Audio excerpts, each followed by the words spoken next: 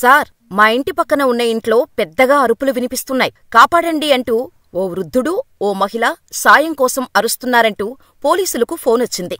ఇక వెంటనే పోలీసులు సంఘటనా స్థలానికి చేరుకునేసరికి వృద్ధుడు రక్తపు మడుగులో ఉలుకు పలుకు లేకుండా ఉంటే, మహిళ మాత్రం ప్రాణాలతో కొట్టుమిట్టాడుతుంది. అయితే చనిపోయిన వృద్ధుడు famous business man Janardhan Rao అని తెలిసేసరికి అందరూ షాకయ్యారు. పోలీసులు కూడా వృద్ధుడు అని కనికరం లేకుండా 72 సార్లు పొడిచి చంపింది స్వయానా మనవడే అని తెలిసి పోలీసులకు ఫ్యూజులౌటైపోయాయి. అసలు జనార్దన్ రావును మనవడు ఎందుకు చంపాడు? అడ్డు వచ్చిన తల్లిపైన కర్కశంగా ఎందుకు దాడికి దిగాడు? Watch the story. ఏపీలోని ఏలూరు జిల్లా కొవ్వలి గ్రామానికి చెందిన జనార్దన్ రావు ఐఐటి ఖరగ్పూర్లో ఇంజనీరింగ్ పూర్తి చేశారు.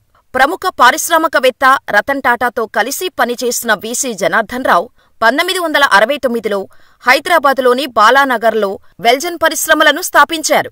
వెల్జన్ గ్రూపులో మొత్తం 16 పరిశ్రమలు ఉండగా వందలాది మంది ఉపాధి పొందుతున్నారు. బేగంపేటలో ఉండే జనార్దన్ రావుకు 3 కూతుర్లు, 1 కొడుకు ఉన్నారు.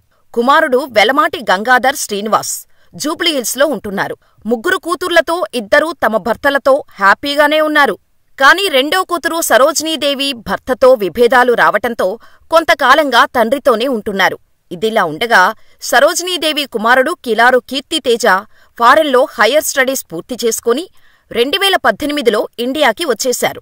అప్పటినుంచి మణికొండలో ఉంటున్నాడు.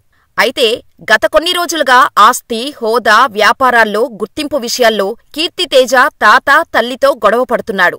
ఇంట్లో గొడవల కారణంగా అమెరికా వెళ్లి మళ్లీ ఇటీవలే హైదరాబాదుకు వచ్చిన కీర్తితేజ కంపెనీలో డైరెక్టర్ పోస్ట్ ఇవ్వాలంటూ తాత వీసీ జనార్దన్ రావుపై ఒత్తిడి తీసుకువచ్చాడు. అయితే కీర్తితేజ డ్రగ్స్ కు బానిస కావటంతో అతనికి పోస్ట్ ఇవ్వడానికి ఒప్పుకోలేదు. ఇదిలా ఉండగా ఇటీవల తన పెద్ద కుమార్తె కుమారుడైన శ్రీకృష్ణను వెల్జన్ కంపెనీకి డైరెక్టర్గా నియమించారు. కీర్తితేజ పేరిట 4 కోట్ల రూపాయల షేర్లను బదిలీ చేశారు. కానీ డైరెక్టర్ పోస్టు తనకే ఇవ్వాలంటూ పట్టుబట్టి గత కొన్ని రోజులుగా తాత, తల్లిపై కోపంగా ఉన్నాడు కీర్తితేజ. ఈ క్రమంలోనే ఫిబ్రవరి 6వ తేదీన రాత్రి జనార్దన్ రావు ఇంటికి వెళ్లిన కీర్తితేజ తాతతో గొడవకు దిగాడు. డ్రగ్స్ పూర్తిగా మానేస్తే ఆలోచిస్తా అని జనార్దన్ రావు చెప్పటంతో దీంతో తన వెంట తెచ్చుకున్న కత్తితో జనార్దన్ రావును ఇష్టమొచ్చినట్టు పొడిచాడు. జనార్దన్ రావు మెడపైనే 16 సార్లు వరకు పొడిచిన కీర్తితేజ మొత్తం 70కి పైగా కత్తిపోట్లు పొడిచాడు. తండ్రి అరుపులు విన్న సరోజినీదేవి వచ్చి చూసేసరికి కత్తితో రాక్షసుడిలా తండ్రిపై దాడి చేస్తున్న కొడుకుని అడ్డుకునేందుకు ప్రయత్నించింది.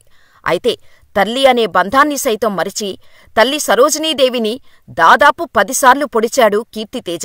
కీర్తితేజ పాశవిక దాడిలో జనార్దన్ రావు అక్కడికక్కడే మరణించగా సరోజినీదేవి ఆస్పత్రి పాలయ్యారు. బాధితురాలు ఇచ్చిన స్టేట్మెంట్తో కీర్తితేజపై కేసు నమోదు చేసుకుని దర్యాప్తు చేపట్టారు పోలీసులు. అయితే జనార్దన్ రావును హత్య చేశాక ఏలూరుకు కీర్తితేజ పారిపోయినట్టు పోలీసులకు తెలియటంతో అక్కడకు వెళ్లి సెర్చ్ చేశారు. ఇక అక్కడ కీర్తితేజ దొరికిపోవటంతో అరెస్ట్ చేసి హైదరాబాదుకు తీసుకొచ్చారు. జనార్దన్ రావును హత్య చేసిన 2 రోజుల తర్వాత అంటే ఫిబ్రవరి 8వ తారీఖున నిందితుడు కీర్తితేజను అరెస్ట్ చేశారు పోలీసులు. అయితే కీర్తితేజ మెంటల్ హెల్త్పై అనుమానాలు వ్యక్తం చేయటంతో మానసిక వైద్యుల అభిప్రాయం తీసుకుంటున్నారు. అంతేకాకుండా డ్రగ్స్కి అడిక్ట్ కావటంతో ఆ కోణంలోనూ ఇన్వెస్టిగేషన్ చేస్తున్నారు పోలీసులు. అయితే కీర్తితేజ 2024 జూన్లో సోమాజిగూడ పార్కు హోటల్లో పిటా కేసులో పోలీసులకు దొరికిపోయాడు. ఓ పక్క డ్రగ్స్, మెంటల్లీ స్టేబుల్గా ఉండకపోవటం, కేసుల కారణంగా కుటుంబం పరువు తీస్తున్నాడని జనార్దన్ రావు బాధపడేవాడు. ఎలాగైనా మనవడిలో మార్పు తేవాలని అనుకున్నాడు. కాని అదే మనవడి చేతిలో దారుణంగా హత్యకు గురయ్యాడు. మరి కీర్తితేజ లాంటి వారికి ఎటువంటి శిక్ష వేయాలని మీరనుకుంటున్నారో మాకు కామెంట్ చేయండి.